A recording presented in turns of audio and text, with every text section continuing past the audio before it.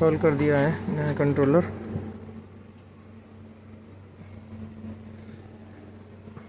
और सारा data upload कर दिया है। स्टार्ट करके देखते हैं।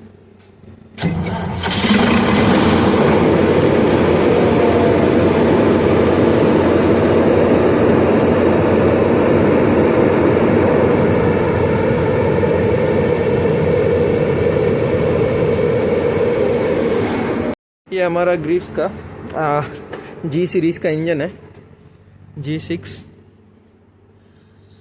काफ़ी पुराना इंजन है। कल इसकी सर्विसिंग हुई है और इसका कंट्रोलर ख़राब है। मैं आपको दिखाता हूँ। हमारा यहाँ पे कंट्रोलर लगा हुआ है। ये हमारा DSE डीप सी इलेक्ट्रॉनिक्स का कंट्रोलर लगा हुआ है। ये 6120 है कंट्रोलर।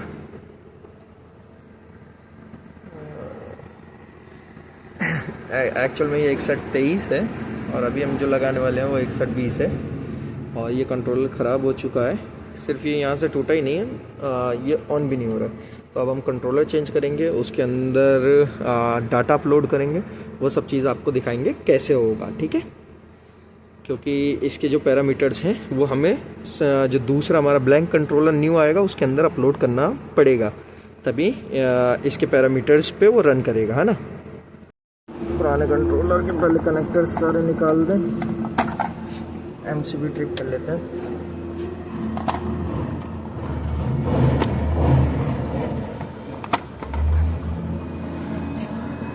भाई साहब आगे से कंट्रोलर ज़रा दबा लेंगे, नहीं गिर जाएगा आगे।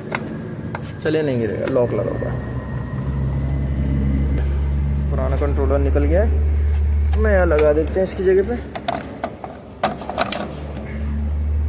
अब पीछे से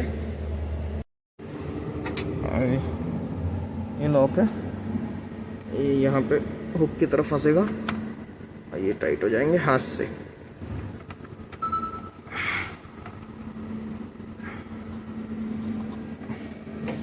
दो लॉक हैं, दोनों लग जाएंगे ये।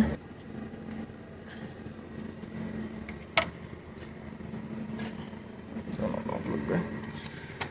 इसमें सप्लाई का तार लगा के और USB लगाते हैं इसका और लैपटॉप से कनेक्ट करते हैं। लैपटॉप ऑन हो गया है। USB कंट्रोलर में लगा दिया है।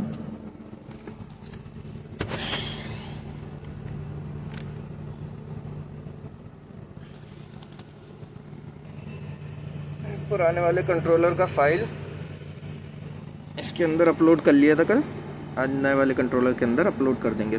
लैपटॉप के अंदर अपलोड कर लिया था कनेक्ट करके। अच्छा, अभी आप यहाँ देखो कि कंट्रोलर के भी मैंने सारे वायर लगा दिए हैं और डाटा लीड भी लगी हुई है। और अब ज़रा स्क्रीन पे बहुत ध्यान से देखिएगा कि मेरा कर्सर, मतलब जो एरो होता है वो कहाँ कहाँ जा रहा है, पॉइंटर, है ना। देखो ये मेरा कर्सर आया और ये डीप सी के सॉफ्टवेयर पे आया, क्लिक किया, ओपन, ठीक है। ये हमारा सॉफ्टवेयर ओपन हो गया और ध्यान से देखिए ऊपर बीच में हमारा डाटा भी लोड हो गया है। यहाँ पे लिख के आ गया ना डीप सी का मॉडल, तो इसका मतलब उसका डाटा लोड हो गया है। अभी मैं आपको यहाँ से डायरेक्ट फाइल अपलोड करके दिखाता हूँ। देखो इससे होता क्या है। डायरेक्ट अगर हम फाइल अपलोड करते हैं तो क्या होता है इससे। ये हमारी डाउनलोड में फ़ाइल है, ये हमने फ़ाइल सिलेक्ट की। अभी हम फाइल सिलेक्ट करने के बाद ओपन करते हैं, ठीक है। देखो अपलोडिंग शुरू हो गई, ठीक है।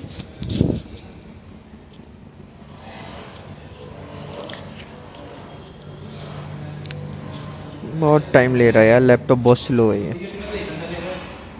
देखो क्या हुआ, ये हमारा यहाँ पे कह रहा है कि हमने जो एडिट किया है इस हिसाब से हमारा सॉफ्टवेयर इसे रीड करने के कैपेबल नहीं है, अपडेट करना है, ठीक है। अपडेट करने के लिए बोल रहा है। मैं दोबारा करके दिखाता हूँ, एक बार और देख लीजिए। ये आपको याद रखना ज़्यादा ज़रूरी है क्योंकि ये चीज़ आपको बहुत बार फेस करनी पड़ेगी, ठीक है। देखो डायरेक्ट अपलोड करने पे क्या हो रहा है, ये आ गया मैसेज, ठीक है। अभी हमने सब कुछ क्लोज़ कर दिया है, दोबारा से स्टार्ट किया है, ठीक है। ये मैं दोबारा सॉफ्टवेयर खोल रहा हूँ। मैंने दोबारा सॉफ्टवेयर खोल लिया। देखो ऊपर मॉडल लिख के आ गया, मतलब हमारा डाटा सॉफ्टवेयर में है इस वक्त।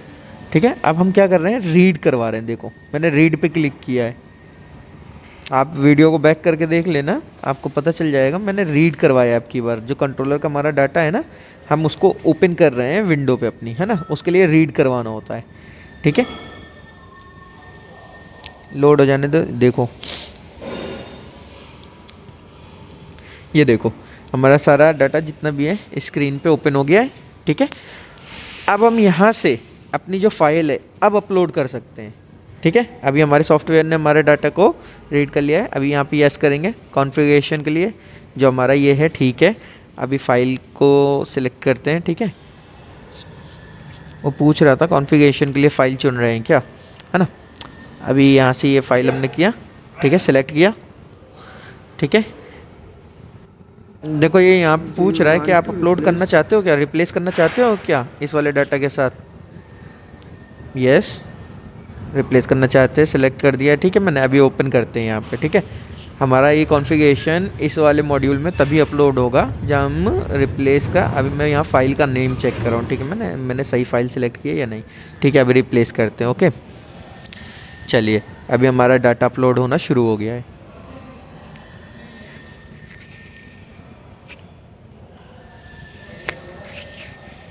चलिए हमारा सारा डाटा अपलोड हो गया है। बस इतना सा वैसे प्रोसेस है, लेकिन डाटा अपलोड करने के बाद हमें एक और चीज़ का भी बहुत अच्छे से ध्यान रखना होता है कि हमारा जो कॉन्फ़िगरेशन है पहले वाले मॉड्यूल में, मतलब पहले वाले कंट्रोलर में, और जो इस वाले में हमने अपलोड किया है, इसमें कहीं बीच में ग्लिच आया तो नहीं है कोई, या ऐसा तो नहीं है कि कोई पैरामीटर मतलब सही से अपलोड ना हुआ हो, उल्टा सीधा फीड रह गया हो इसके अंदर, है ना। तो एक बार हमें हमेशा मिला लेना चाहिए। आप फ़ोन से रिकॉर्डिंग कर लीजिए नए वाले की, और फिर पुराने वाले को भी लगा के मिला लीजिए, है ना। मैं अभी इसी के लिए सारा पहले डाटा चेक कर रहा हूँ, बाकायदा रिकॉर्डिंग भी कर रहा हूँ। ठीक है, कि हमारा सारा डाटा पुराने वाले मॉड्यूल में जो डाटा है उसके साथ ही मैच हो रहा है या नहीं हो रहा है। ठीक है, पैरामीटर्स। ठीक है, मैं चेक करने के बाद आपको बताता हूँ। ओके, पुराना वाला मॉड्यूल कनेक्ट कर लिया है लैपटॉप से, और ये लैपटॉप में खोल लिया इसको। अब जैसा कि बताया था आपको, जनरेटर के पैरामीटर्स सारे मिलाने हैं, तो देखते हैं। इंस्टॉल कर दिया है नया कंट्रोलर,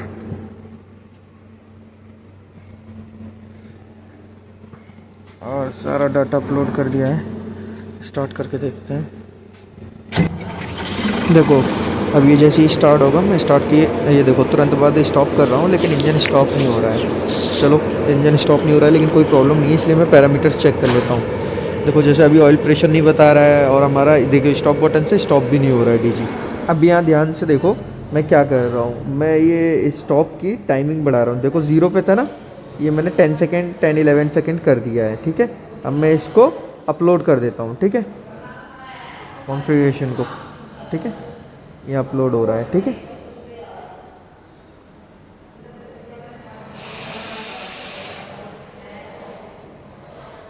जो मैंने मतलब जो भी डाटा है इसमें नया लिखा है ना, उसको दोबारा अपलोड करना पड़ता है ना। ये देखो अपलोड कर दिया है मैंने अब इसके अंदर। ठीक है, अब दूसरा ये कि कमांड नहीं आ रही थी, कमांड नहीं आ रही थी मतलब ये है कि पहले तो कमांड 0 पे सेट थी, है ना। मतलब 0 सेकंड के लिए लाइट जलती बंद हो जाएगी, है ना, कमांड जाते ही एकदम ख़त्म हो जाएगी। अब दूसरा ये कि पहले ही कमांड नहीं जा रही थी, ठीक है, मतलब लाइट जली नहीं रही थी। अब हमें ये सेट करना है। देखो यहाँ पे क्या लिखा हुआ है, क्लोज जेनसेट आउटपुट। हमें यहाँ पे क्लोज जेनसेट आउटपुट नहीं चाहिए। हम इसको कॉन्फ़िगर, ये हमारा आउटपुट पॉइंट है। ठीक है, यहाँ से करंट निकलता है, हम सेट कर सकते हैं इसे अपने हिसाब से कि हमें यहाँ पे स्टार्ट रखना है, स्टॉप रखना है, या हूटर रखना है, या क्या रखना है। देखो हम यहाँ पे हम स्टॉप डालेंगे। ठीक है, ये हमारा है। ठीक है, ये हमने यहाँ पे स्टॉप का डाल दिया।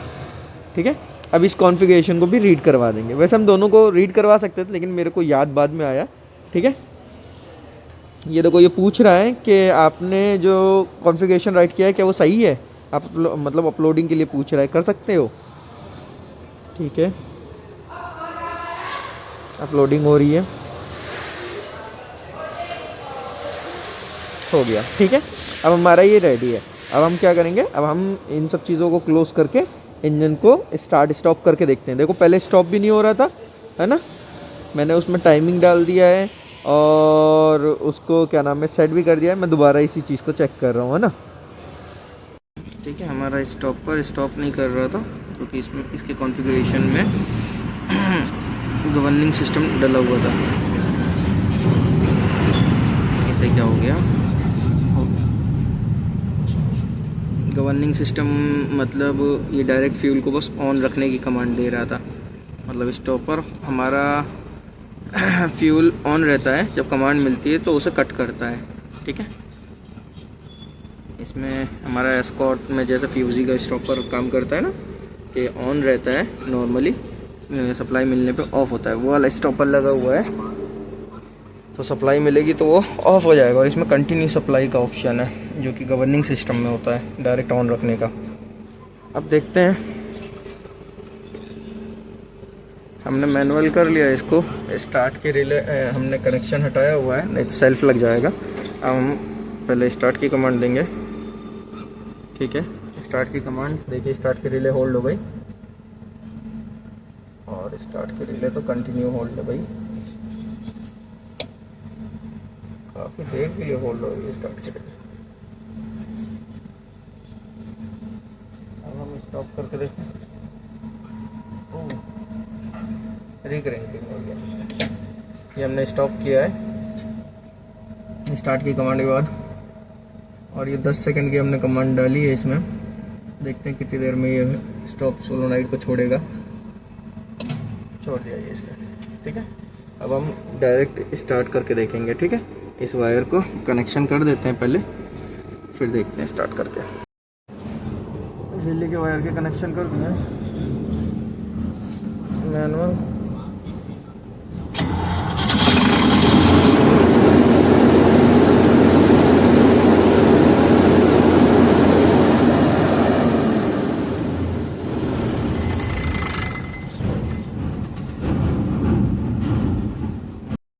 देखिए मैंने अभी इसकी स्टार्ट की टाइमिंग भी खोली है, तो इसमें हमारी क्रैंक का कितने सेकंड लिखा है, 10 सेकंड। 10 सेकंड तक क्रैंकिंग नहीं होनी चाहिए। ठीक है, ये बहुत हम लोग 5 से 6 सेकंड मैक्सिमम रख सकते हैं। अगर इतने सेकंड तक की क्रैंक होती है हमारी तो इंजन गड़बड़ करने का मतलब सेल्फ फूकने का डर रहता है। ठीक है, वैसे तो ऑयल प्रेशर मिलते ही कट कर देता है ये क्रैंकिंग को, लेकिन फिर भी अपनी भी सेफ्टी देख के चलनी चाहिए। मान लीजिए ऑयल प्रेशर सेंसर नहीं है, ख़राब हो गया है, तो फिर ये बहुत लंबी क्रैंकिंग करेगा, इसलिए बस 6 सेकंड। ओके, काम कंप्लीट हो गया है। हम डाटा केबल को निकाल लेते हैं अपना। कॉन्फ़िगरेशन कंप्लीट हो गया है हमारा, तो लैपटॉप को बंद करके साइड में रख देते हैं, इंजन को स्टार्ट करके देख लेते हैं, है ना। Manual start.